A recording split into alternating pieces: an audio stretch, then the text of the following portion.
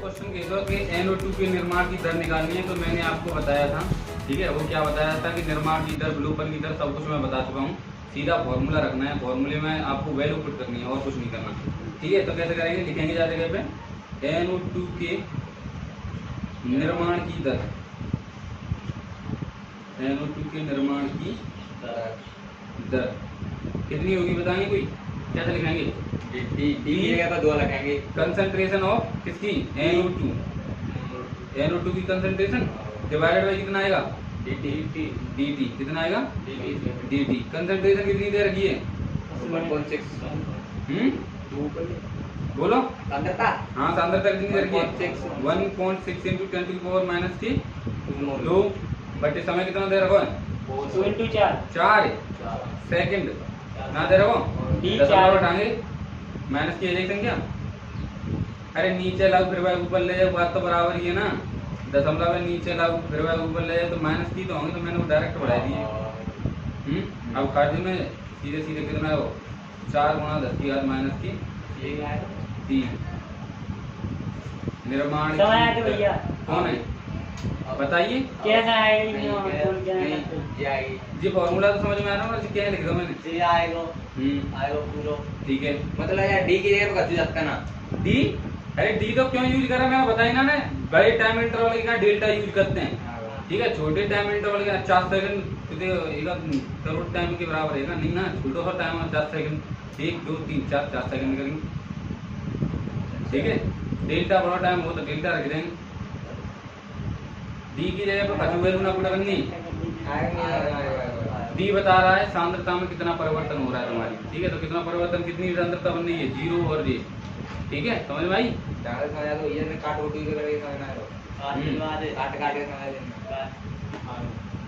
समझ में आई, पॉइंट लगाया 0 लिखा तब समझ में आई नहीं। देखो बच्चों ऐसी बात है, अगर आपके पास कोई संख्या दे रखी है 0.001, ठीक है, 0.00001, तो जितेंद्र बताएंगे, ठीक है, हंसेंगे नहीं को। पहली संख्या ये और दूसरी संख्या ये, कौन सी संख्या इसमें से बड़ी है, पहली वाली, इतनी तो मालूम है ना।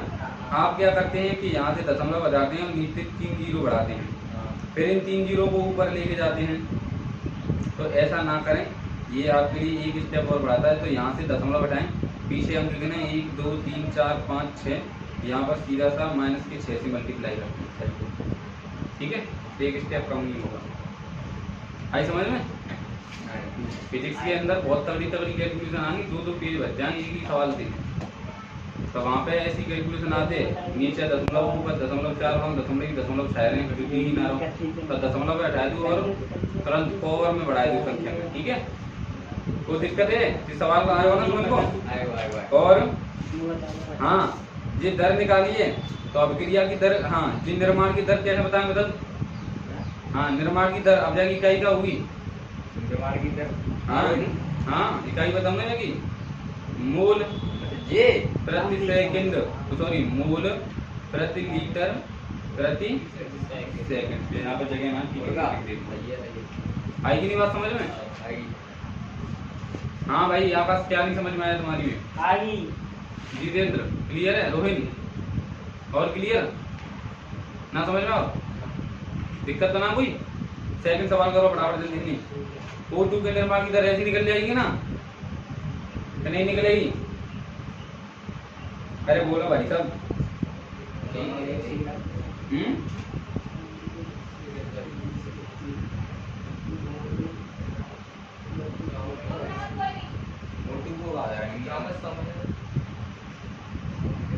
हाँ हाँ बोलो बोलो,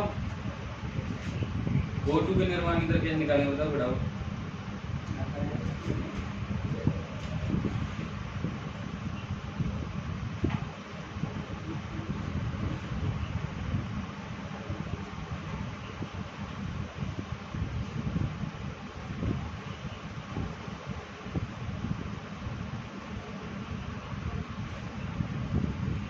मैंने तुमको एक चीज लिखो सिखाई थी, वो कहा, वो है ये rate of reaction. Rate of reaction मतलब जानते था, अभिक्रिया की दर, क्या निकालते हैं अभिक्रिया की दर, दर, मालूम है ना। अब अवक्रिया की दर वहाँ पे लिख लेंगे ना, तुम कैसे लिखेंगे अवक्रिया की दर। ऐसा करो, मैं तुमको एक सवाल और बता दूँ। जैसे कि तुम्हारे पास जी अवक्रिया है 2N2O5, ठीक है, यहाँ पर रिटर्न हो काय में 2 मोल ऑन NO2, 2 है कि 4 है प्लस और 2 4 है 4 प्लस O2। जाके जल्दी से लिखते होती है फटाफट। हाँ अवक्रिया की दर रेट ऑफ रिएक्शन लिख के बताओ आगे। रेट ऑफ रिएक्शन पीछे पेज में लिख के बताओ जल्दी। चलो चाहे जगह छोड़ दूँ एक पेज, जाके रेट ऑफ रिएक्शन लिख के बताओ कैसे लिखें। समझ में ही ना आए पैसे तुम्हें मिक्सी में क्या होगा शायद। तो जब अवक्रिया रेट ऑफ रिएक्शन फाइंड करनी है, ठीक है, कैसे याद करेंगे बताओ जल्दी से। देखो ऐसे लिखेंगे, वो ध्यान है बात, कैसे लिखेंगे -(1/2) डी कंसंट्रेशन ऑफ N2O5, ठीक है, कोष्टक 1/dt बराबर का चिन्ह लगाते हैं, फिर क्या होगा प्लस के 1/4, ठीक है, फिर क्या थी D concentration of NO2 upon dt, ठीक है, बराबर 1/1। अरे भाई यहाँ कोई चिन्ह है, यहाँ पे कोई संख्या है नहीं है, ठीक है, 1/1 D concentration of O2 upon dt। ये समझ में आई। अब एक बात बताओ तुम लोग सब की सब कि हमारे पास ये वैल्यू है कि नहीं इस सवाल में। जो पिछला सवाल है उसमें ये वैल्यू है कि नहीं। देखो भाई साहब, इसको देखो और इसको देखो, ये वैल्यू है हमारे पास। कितनी है ये वैल्यू, कितनी है ये वैल्यू, है कि नहीं। तो जब वैल्यू हम आ जाएगा रख सकते हैं ना, रख सकती, क्यों नहीं रख सकेंगे, बिल्कुल रख सकेंगे, ठीक है। अब एक बार बताओ जी का लिखा हुआ है, जी दिख रहा है आपको क्या लिखा हुआ है। अरे भाई साहब ये O2 के निर्माण की दर लिखी हुई है। हाँ, जो सेकंड क्वेश्चन मैं बताना चाह रहा हूँ आपको वो क्या है, वो यही है। आपसे पूछ रहा है O2 के निर्माण की दर बताइए, तो O2 के निर्माण की दर यही तो है, नहीं लग रहा। पहली बात तो पिछली क्लास को रिवीजन ना है, ठीक है जी, हकीकत है पिछली क्लास को रिवीजन है ही नहीं। मैं तुमसे पूछ रहा हूँ कि यहाँ पे तुम O2 के निर्माण की दर लिख के बताइए, जा जगह पे जल्दी से नीचे फटाफट लिख के बताओ O2 के निर्माण की दर क्या लिखेंगे, लिखियो लिखो। हेलो, O2 के निर्माण की दर लिखो जा जगह पे, देखा था जी आते ना जी आ रही है ना, तो मैं हिंदी में समझा दूंगा, फिर उर्दू में समझा दूंगा। मतलब ऐसे जगह था कि मुंह की तरफ खचू मालूम ही ना तुमने, थोड़ा बहुत अपना पीछे को बैकअप रखो ना, कनेक्ट करो एक दूसरे से, तब समझ में आ गई। जो ये वो चार लगेगी के दो लगेगी, मन तो पता ही चार चार है, जहाँ पहले का लगे दो, 4 ही तो लगी हुई है, 2 लग रही है भैया। 4 होगी, 4 सॉरी सवाल से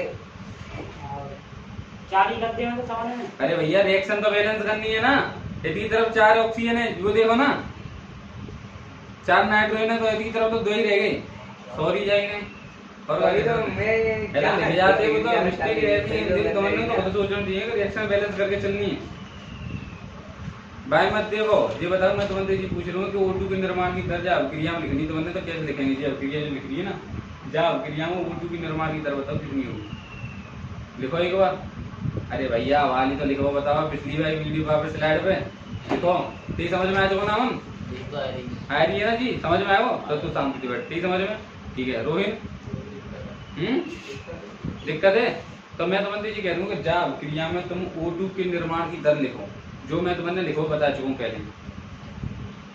अमन बताए, पीछे बताए, पीछे कैसे लिखनी है।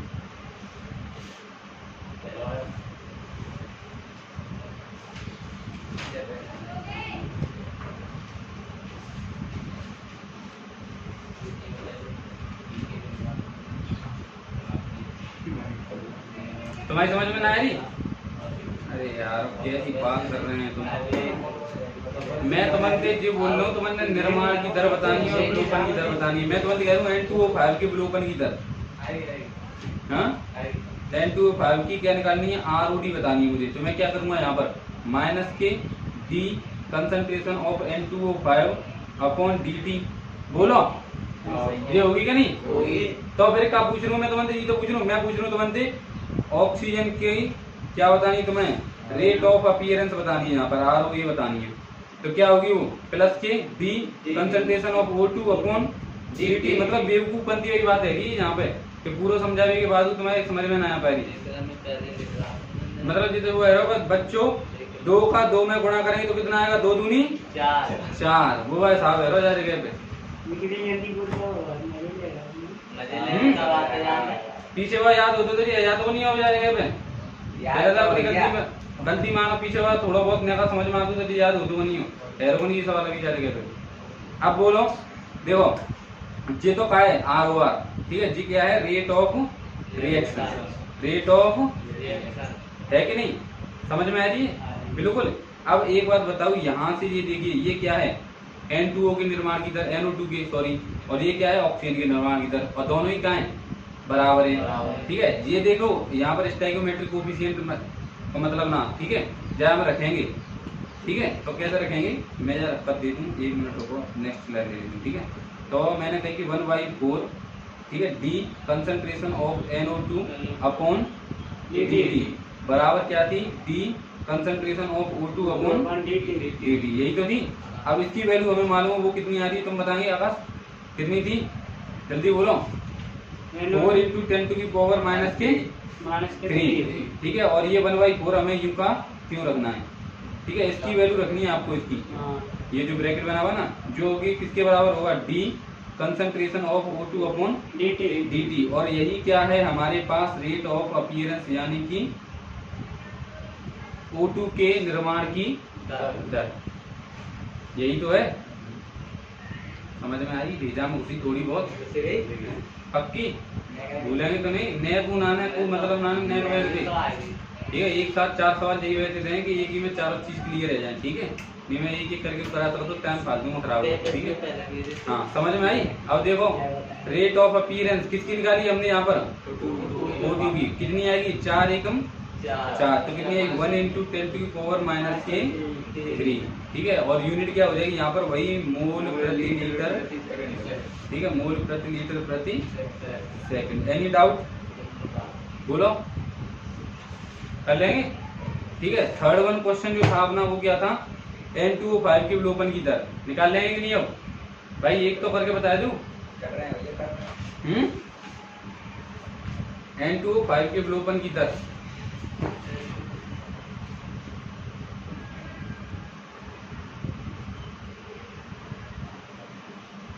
मतलब केमिस्ट्री इतनी अच्छी है जानी चाहिए, इतनी अच्छी है जानी चाहिए कि आपको सोच नहीं सके। अब निकाल देंगे नहीं N2O5 के विलोपन की दर? वही है, देखो रेट ऑफ रिएक्शन पे ध्यान देना हमें जा जगह पे। ठीक है, जो अपनी RO है ना, जाए अब हम जाके बराबर कर देंगे, चाहे जाके बराबर कर दूं, आंसर सेम आओ, ध्यान रखिए क्योंकि सब चीज बराबर है जाने पे। देखो है कि नहीं? चाहे जाके बराबर कर दूं, चाहे इसे इसके बराबर कर दी, तो इसका आंसर आएगा 2 × 10⁻³ किसका आंसर है? सॉरी 0.5 आएगा। हाँ भाई साहब नहीं समझ में आई? देखो ये हमें निकालनी है। देखो 1 मिनट रुको, ये हमें निकालना है। ठीक है, अरे समझ में आ रही है कि नहीं? अब माइनस क्या प्रदर्शित कर रहा है यहाँ पे? ये तो बताओ। विलोपन है प्रदर्शित कर रहा हो बस, और कुछ को प्रदर्शित ना करो यहाँ पे। ये मत समझिएगा जी माइनस को तो भेज दें तो प्लस को ले जाओ, ऐसा नहीं करना है। ठीक है, तो होगा क्या यहाँ पर? D concentration of N2O5 upon DT। ठीक है, इसके सामने क्या है? 1/2 दैट इज इक्वल टू किसके बराबर होगा? ये कितनी आई थी अपने पास? ये जो वैल्यू थी ये 1 × 10⁻³ कितनी थी? 1 × 10⁻³ ठीक है, तो माइनस के डी। ठीक है, सेम टू सेम यही लिखना है यहाँ, ये जो कह रहा हूँ ना मैं। ठीक है, अब ये जो 2 है इसको मैं इस तरफ भेज दूंगा। आ रहा समझ में?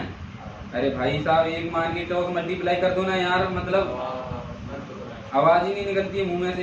तो ये कितना आ जाएगा? 2 × 10⁻³ समझ में आई कि नहीं? पक्की पक्की कच्ची कच्ची? हाँ पक्की पक्की। ठीक है, लास्ट बची अपनी रेट ऑफ रिएक्शन, उसे निकाल लेंगे कि नहीं? तो रेट ऑफ रिएक्शन तो किसके बराबर होगी? किसी एक के बराबर कर दो इसमें से। इसे आर ओ आर को इसके बराबर कर देते ना सीधा, किसी की गुणा करने की जरूरत ही नहीं पड़ेगी। तो आर ओ आर इसके बराबर कर देंगे हम। देखो यहाँ पे एरो कहाँ पे जा रहा है, ठीक है, सही है नहीं। तो आर ओ आर भी कितनी आ जाएगी, जितनी ऑक्सीजन के निर्माण की दर है। तो ऑक्सीजन के निर्माण की दर कितनी थी, 1 × 10⁻³ दैट्स ऑल।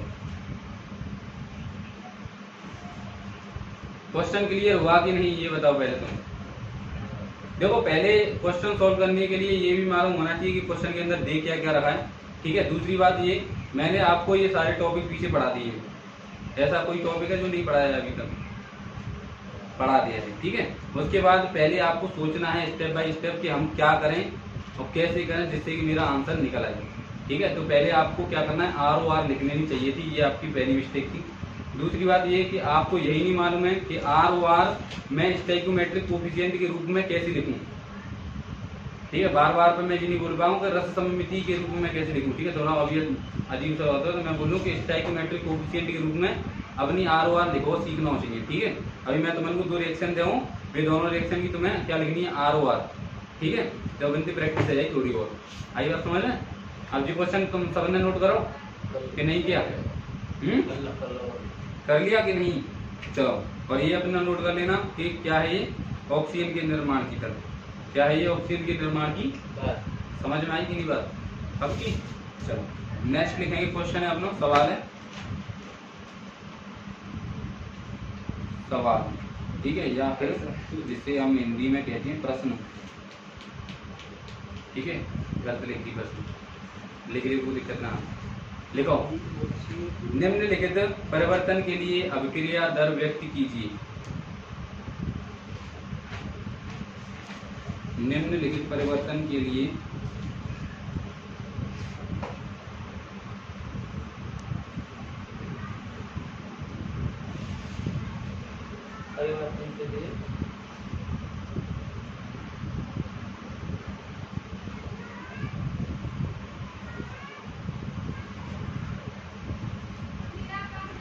अभिक्रिया दर